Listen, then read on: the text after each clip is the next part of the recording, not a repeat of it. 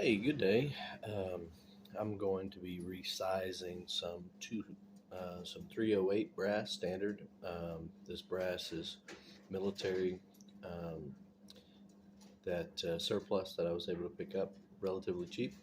I'm going to be resizing it to the size of a 260 Remington, and the reason why I do this is because 260 Remington brass is kind of expensive and it's not really available in my area.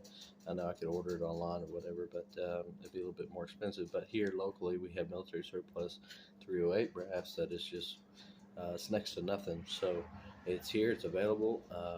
I have already run these through my tumbler to clean them up. Um, they're they're they're pretty clean. They're not perfect, but they're pretty clean.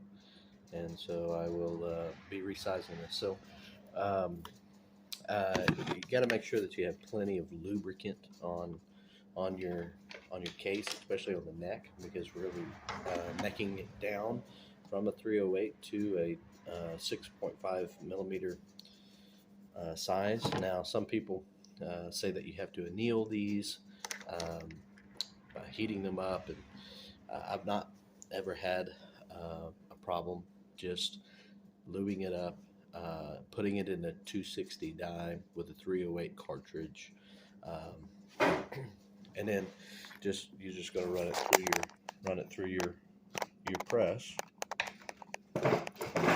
There is a little bit of resistance, more so than if it was a standard round.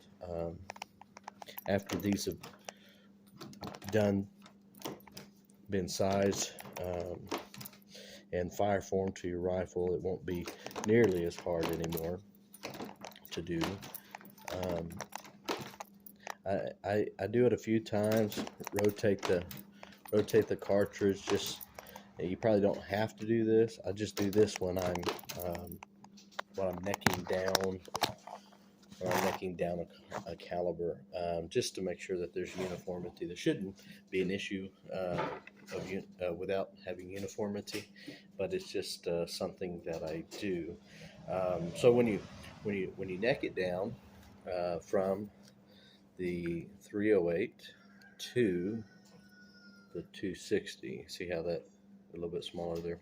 When you do that, it is going to cause a little bit of stretching and extending of the brass. So you got to make sure that you do go back and use your calipers and cut and trim to the right size link in your manual, which I'll show you that in another video. But that's pretty much as simple as it is.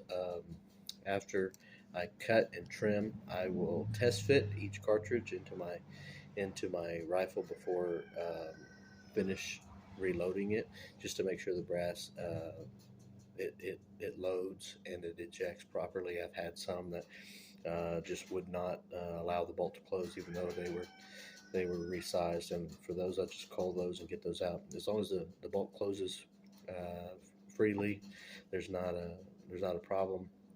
Then I'll keep the brass, and once I shoot it, it'll be fire formed to the rifle, and from then on it's just as good as if you were to buy a 260 brass itself. So thank you for joining me today as we looked at resizing the 308 cartridge into a 260 cartridge. I would suggest one thing is if you have a 308 and a 260, and you're resizing and necking these down, make sure that you put maybe some blue Sharpie on the base, so that you know that this is not a 308 cartridge. You don't want to put a 308 into a 260. You don't want to put a 260 into a 308. Just so that you know for certain that you're not making that mistake. And then on all my boxes, after I reload, I always use painter's tape and write on there exactly all my reloading information, log data, the bullet grain, the manufacturer of the bullet grain, the powder, the manufacturer of the powder number. My 260 Right now, I've been shooting 4955. It's a new IMR powder. I really like it. Similar to 4831, I find that it's just a little bit better with my 260 than 4831 was. I know powders are hard to come by right now, so I've got another video coming up soon where I got some military pull down powder that I'll be working up in my 260 as well as my 7 mag, and we'll get to see what that looks like and how that works out. So thank you for joining me today as we neck down these 308 cartridges to 260. God bless you.